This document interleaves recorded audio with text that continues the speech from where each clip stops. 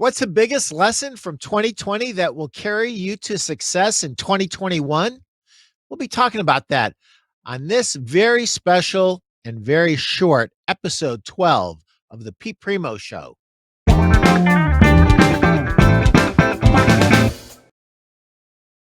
The biggest lesson for 2021 is finding a way and having the flexibility to alter your customer's experience, but more responsively having the flexibility to adapt as a business.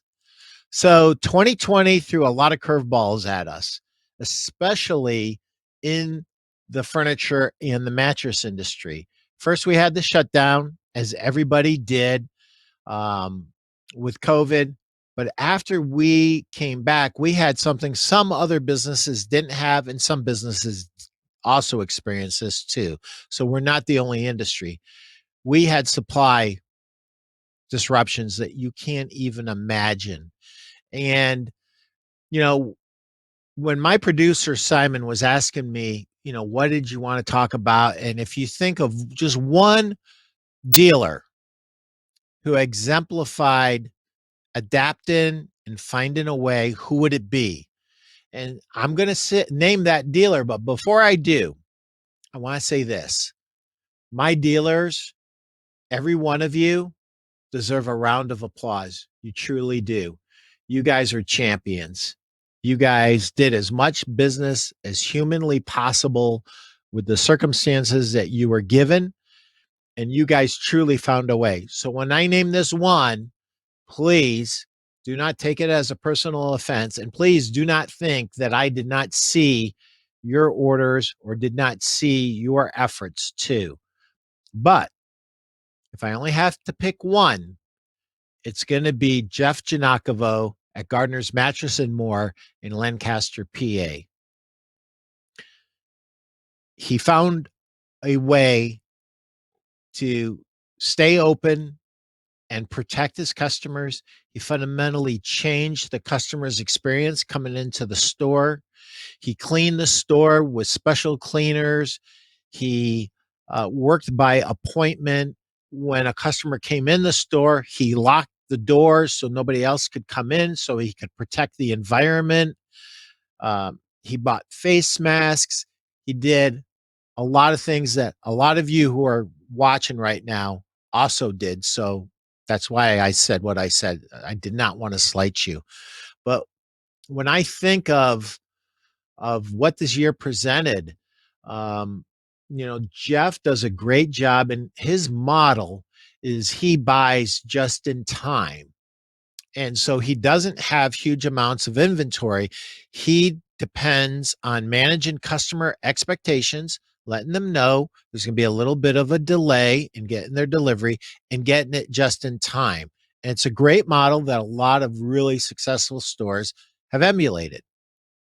But what Jeff did at times when he knew inventory was becoming sparse, he went out of his comfort zone and he did the right thing for his company and for his customers. And he bought deeper than he normally would have.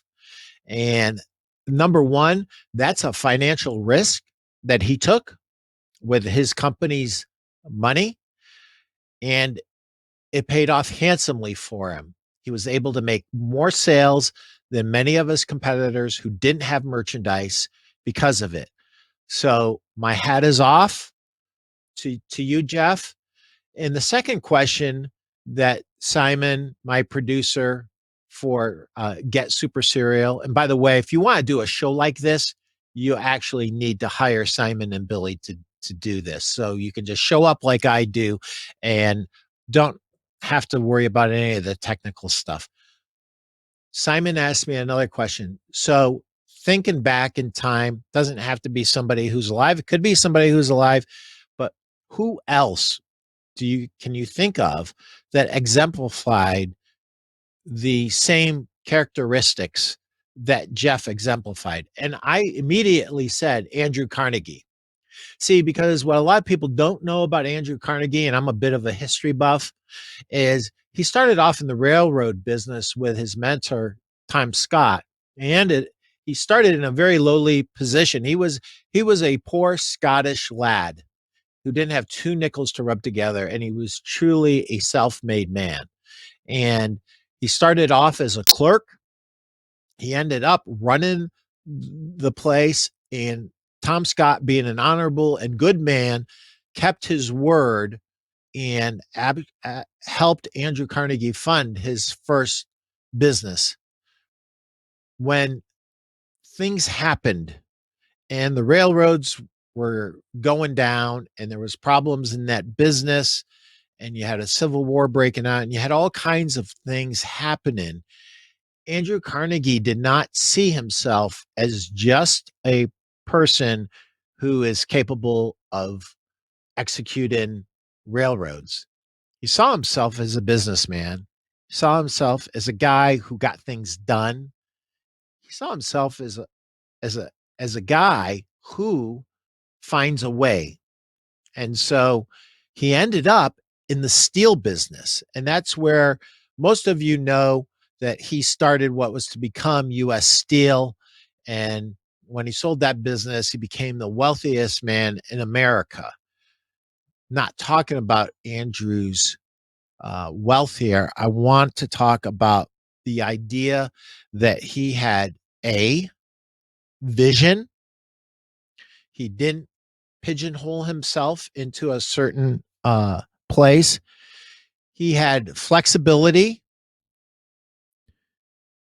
and he was determined to succeed no matter what. So having the flexibility, being adaptable, and finding a way to be successful is the biggest lesson of 2020 for all of us. And it doesn't matter what industry you're in. Um, 2020 threw a lot of curveballs at all of us in all different industries. And um, there are some people out there who have basically had it. Whether you're in our industry or you're not in our industry, uh, there are people out there that, you know, have their life savings tied up in their business and they don't see it turning around anytime soon. And, you know, Simon asked me, what about those people? Should they quit? And I said, well, it's funny that you asked me that question, Simon, because I'm reading this book by Seth Godin, The Dip, compliments of Bill Russell, the owner of CrossFit, where I work out. And he talks about in that book quitting as a strategy and when to quit. So I would say this: if all of your money is tied up in a business and you want to retire, either A, sell the business, or B, find a way to transform the business. So several furniture store owners that I know have become landlords. They own the building and they love it. They don't sell furniture anymore. That business was put to the side and they became a landlord and they get XYZ a month and they're happy. If you're not in that situation and you want to be more successful in 2021, join my free Facebook group. Look for Pete Primeau, Sales and Marketing. It's on Facebook. We're easy to find. We have a great group of diverse business owners. There's furniture store owners, there's mattress store owners, there's all kinds of business owners in there and salespeople. So if you want to sell more, if you want to do more business, if you want to do more business profitably, join my Facebook group. And that's all I have. I want to wish you a very happy new year. I'm looking forward to 2021 and I wish you every success. If I can ever be helpful to you, reach out to me. You can call me. It's my real cell number, 419-560-3169. And before you call me and you don't leave a message and then you get angry with me because I didn't call you back, I will not call back a number unless there's a message attached to it. So tell me who you are and what you need, and I promise you, I will call you back because I want you to have the best year ever in 2021. Thank you.